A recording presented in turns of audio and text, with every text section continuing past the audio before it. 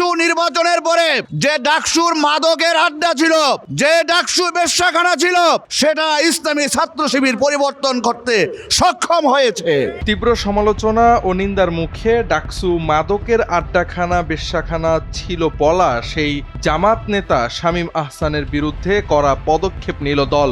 বরগুনা 2 আসনে জামাতের প্রার্থীর পক্ষে নির্বাচনী প্রচারে ডাকসুকে মাদকের আড্ডাখানা ও বেশ্যাখানা বলে বক্তব্য দিয়েছিলেন তিনি। এর জের ধরে দেশব্যাপী ব্যাপক সমালোচনা ও নিন্দা শুরু হলে দলের সব ধরনের দায়িত্ব থেকে অব্যাহতি দেওয়া হয়, তাকে স্থগিত করা হয় তার দলীয় রুকন ও সদস্য পদ।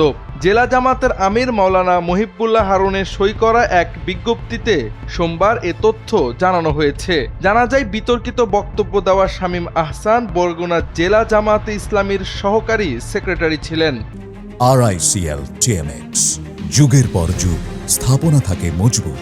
শামীম আহসানের বিতর্কিত এই বক্তব্য সামাজিক যোগাযোগ মাধ্যমে ছড়িয়ে পড়লে সারা দেশে সমালোচনা ও ক্ষোভের সৃষ্টি হয়। এর প্রতিবাদে ক্যাম্পাসে বিক্ষোভ সমাবেশ ও তার পুষ্পতুলও দাহ করেছেন ঢাকা বিশ্ববিদ্যালয়ের একদল শিক্ষার্থী ও বিভিন্ন ছাত্র সংগঠনের নেতারা। জামাতের এই নেতাকে অব্যাহতি দেওয়া বিজ্ঞপ্তিতে বলা হয়েছে, সম্প্রতি এক জনসভায় ঢাকা বিশ্ববিদ্যালয়কে নিয়ে শামীম আহসান বেফাঁস মন্তব্য করেন।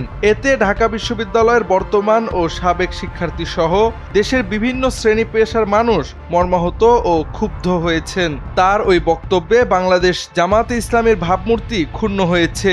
এটি দলের নীতি ও আদর্শের পরিপন্থী। এ কারণে জেলা কর্মপরিষদের সিদ্ধান্ত অনুযায়ী শামীম আহসানের সদস্যপদ স্থগিত করা হলো এবং সংগঠনের সব ধরনের দায়িত্ব থেকে তাকে অব্যাহতি দেওয়া হলো।